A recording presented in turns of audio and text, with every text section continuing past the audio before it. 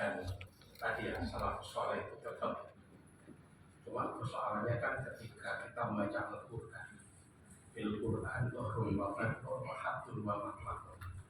Ada 4 dimensi atau 2 dimensi di dalam Al-Quran. Ada zahir, yang berupa tek-tek, ada batinnya, yang sesungguhnya kalau dalam syair tanpa waton atau lagu ya, tanpa waton ya, Al-Quran Qadim kalam yang tanpa Inggris iso diwaca tanpa ayat umbilina iso dulunya tidak untuk iman. Persoalan kan di sini saya kira. Jadi sama-sama orang yang sokmu, aliran sokmu atau orang mahbu, aliran yang mabuk dengan yang tidak mabuk, akan makrifat dengan yang kemudian jalan, itu saya kira sama-sama mendalami ini. Cuma persoalannya adalah bagaimana cara mengeksplorasi. Pertanyaan saya, kalau tasawuf itu berkaitan lebih berkaitan dari dimensi rasa atau gaul, state of feeling, kata siapa itu yang variatis itu siapa? Linchin itu mengatakan state of feeling. Karena ini state of feeling, maka tidak ada kata yang bisa mewakili. Seperti kata cinta. Cinta itu, kalau kita ungkapkan itu bukan cinta, itu hanya sebagai ekspresi saja. Tapi hakikatnya sebenarnya bukan itu. Sebagai seorang peneliti, ketika berhadapan dengan teks-teks yang sudah berupa verbal semacam ini, apakah cukup kira-kira saudara kemudian jatuh pada ini yang paling benar begitu atau bagaimana? Terima kasih kepada yang terhormat dan amat terpelajar Dr. Haji Abdul Muhayyad.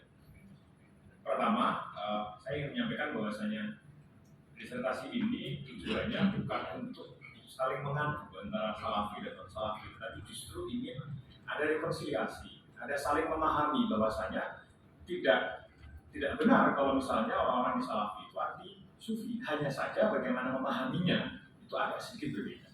Jadi pemahaman atas keberagaman inilah yang harus menjadi concern bersama, sehingga meskipun berbeda tetap akan bisa saling toleran. Itu yang pertama. Kemudian yang kedua, masalah tentang rasa dan seterusnya, itu tanya sudah tidak mengatakan itu. Hanya saja dia berlandaskan kepada syahadat la ilaha illallah Muhammad Rasulullah. Jadi la ilaha illallah itu adalah tujuan kita adalah ibadah dan cinta kepada Allah. Tetapi cinta kepada Allah itu ada ikatannya.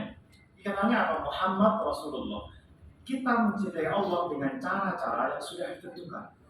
Nah, ketika cara-cara yang sudah ditentukan ini dilanggar, keluar dari cara-cara itu, ini yang kemudian menjadi perdebatan di situ.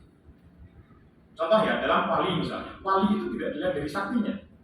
Wali itu bukan orang yang bisa terbang, wali itu bukan orang yang bisa berjalan di atas air. Karena kalau berjalan di atas air, kotoran manusia juga kelintir di atas air.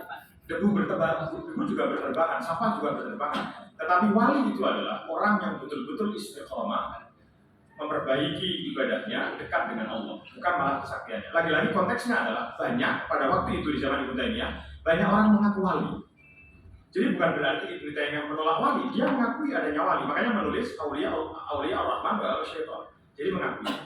Masalah cinta bukan berarti meskipun tidak bisa diungkapkan dengan kata, bukan berarti cinta tidak ada batasnya. Kita cinta kepada Allah, tapi tetap sholat subuh 2 rakaat. Bukan berarti karena saya cinta kepada Allah, ingin segera bertemu dan mengeluh kepada Allah tentang keluh kesah duniawi saya sholat bangun jam 12, kemudian sholat subuhnya 50 rakaat. Tentu itu salah. Meskipun itu adalah ekspresi cinta. Tetapi cinta, sekarang begini logikanya, cinta kita kepada Allah saja, itu dibatasi dengan aturan-aturan. Apalagi cinta-cinta yang lainnya. Jadi Ibnu Taimiyah membahas itu di dalam Qaidah fil Mahabbah, bahwasanya memang ini sangat berbeda penafsiran. Tapi menurut Ibnu Taimiyah itu karena ketakutan dia dan konteksnya adalah pada saat itu memang praktek-praktek yang seperti itu sangat subur.